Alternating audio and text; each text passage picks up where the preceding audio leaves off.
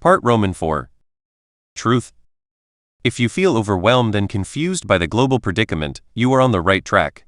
Global processes have become too complicated for any single person to understand.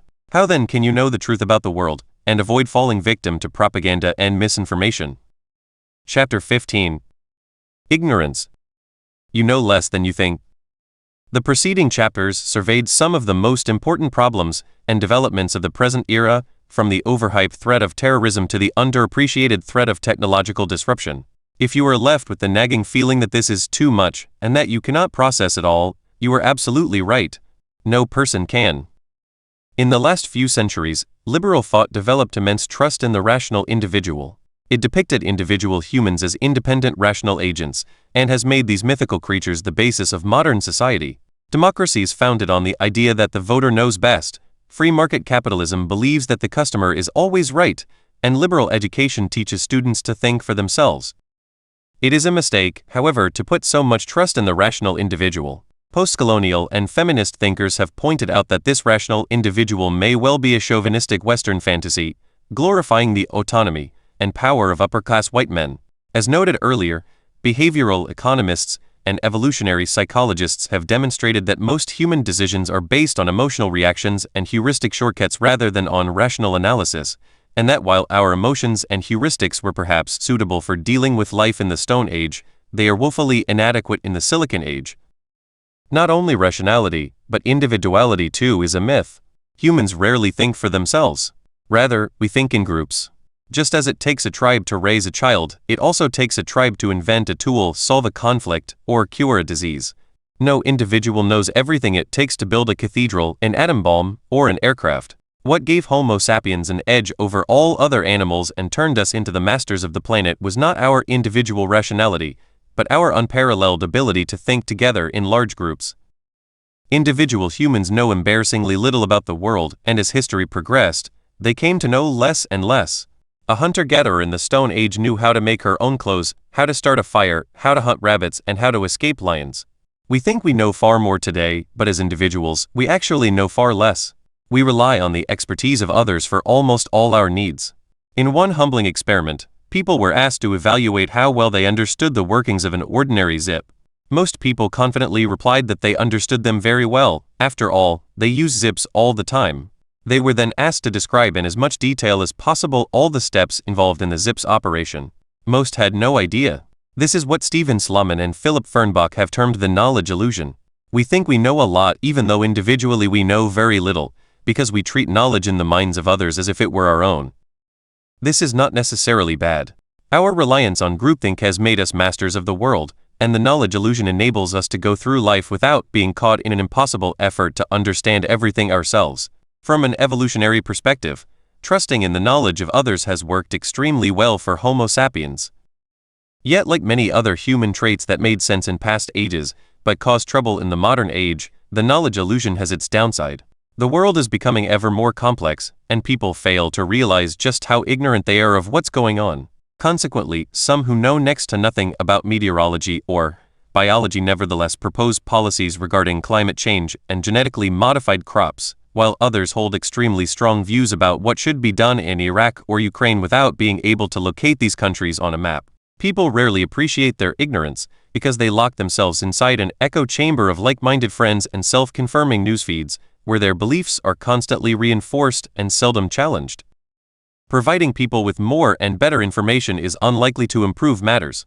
Scientists hope to dispel wrong views by better science education, and pundits hope to sway public opinion on issues such as Obamacare or global warming by presenting the public with accurate facts and expert reports. Such hopes are grounded in a misunderstanding of how humans actually think. Most of our views are shaped by communal groupthink rather than individual rationality, and we hold on to these views out of group loyalty.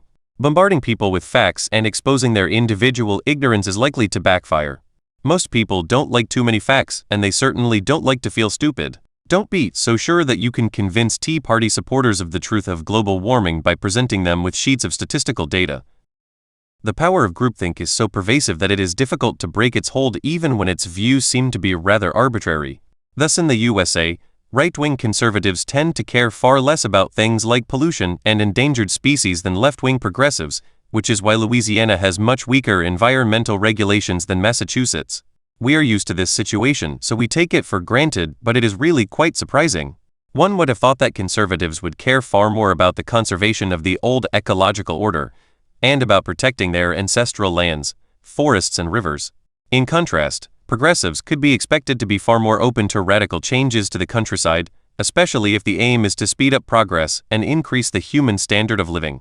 However, once the party line has been set on these issues by various historical quirks, it has become second nature for conservatives to dismiss concerns about polluted rivers and disappearing birds, while left-wing progressives tend to fear any disruption to the old ecological order. Even scientists are not immune to the power of groupthink. Thus, scientists who believe that facts can change public opinion may themselves be the victims of scientific groupthink. The scientific community believes in the efficacy of facts, hence those loyal to that community continue to believe that they can win public debates by throwing the right facts around, despite much empirical evidence to the contrary. Similarly, the liberal belief in individual rationality may itself be the product of liberal groupthink. In one of the climactic moments of Monty Python's Life of Brian, a huge crowd of starry-eyed followers mistakes Brian for the Messiah. Brian tells his disciples that you don't need to follow me, you don't need to follow anybody. You've got to think for yourselves. You're all individuals. You're all different. The enthusiastic crowd then chants in unison, yes. We're all individuals. Yes, we are all different. Monty Python were parodying the counterculture orthodoxy of the 1960s, but the point may be true of the belief in rational individualism in general. Modern democracies are full of crowds shouting in unison, yes, the voter knows best. Yes, the customer is always right. The black hole of power. The problem of groupthink and individual ignorance besets not just ordinary voters and customers, but also presidents and CEOs. They may have at their disposal plenty of advisors and vast intelligence agencies, but this does not necessarily make things better. It is extremely hard to discover the truth when you are ruling the world. You are just far too busy. Most political chiefs and business moguls are forever on the run. Yet if you want to go deeply into any subject, you need a lot of time, and in particular you need the privilege of wasting time. You need to experiment with unproductive paths, to explore dead ends, to make space for doubts and boredom, and to allow little seeds of insight to slowly grow and blossom. If you cannot afford to waste time, you will never find the truth. Worse still, great power inevitably distorts the truth. Power is all about changing reality rather than seeing it for what it is. When you have a hammer in your hand, everything looks like a nail, and when you have great power in your hand, everything looks like an invitation to meddle.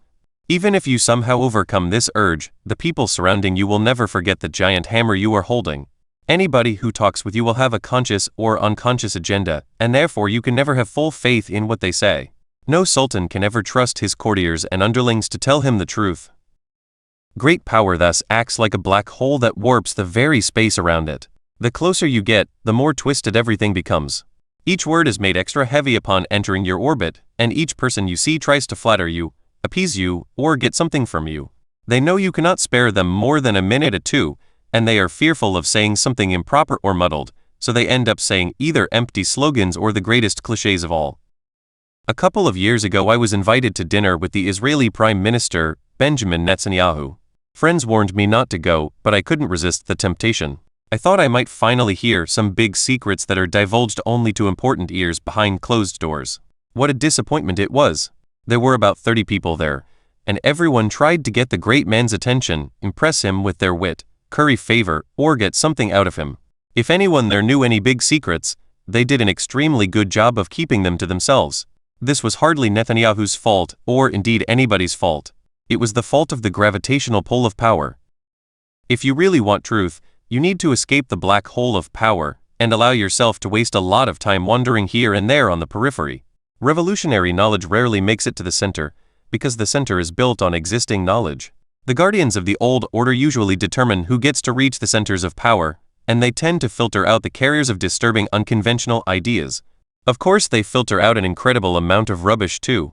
Not being invited to the Davos World Economic Forum is hardly a guarantee of wisdom.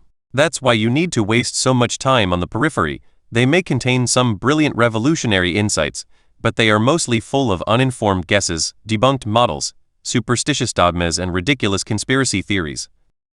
Leaders are thus trapped in a double bind. If they stay in the center of power, they will have an extremely distorted vision of the world. If they venture to the margins, they will waste too much of their precious time, and the problem will only get worse. In the coming decades, the world will become even more complex than it is today. Individual humans, whether pawns or kings, will consequently know even less about the technological gadgets, the economic currents, and the political dynamics that shape the world. As Socrates observed more than 2,000 years ago, the best we can do under such conditions is to acknowledge our own individual ignorance. But what then about morality and justice? If we cannot understand the world, how can we hope to tell the difference between right and wrong, justice and injustice?